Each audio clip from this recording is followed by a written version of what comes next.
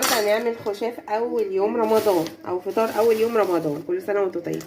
حطينا البلح، نغسل البلح كويس جدا. هنحط حته قمر الدين كده،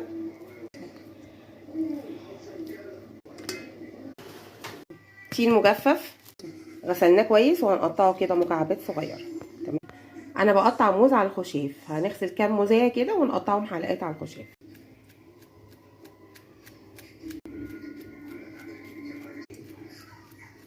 برتقانيه بسره كده هنقشرها ونقطعها برده مكعبات.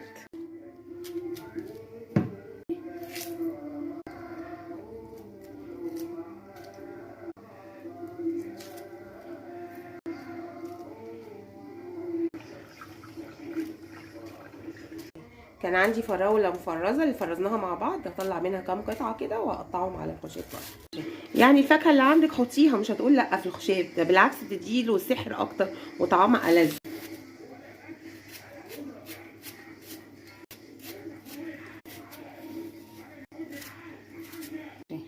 ده زبيب اسمر كده لقيته في السوبر ماركت، قلت والله ما هفوته، عامل زي القراصيه جميل قوي. حط منه شويه، وعندي قراصيه ومشمشيه برضو نحطها مع بعض. دي المشمشيه بصوا اهي، هنقطعها كده حلقات برضو مع بعض.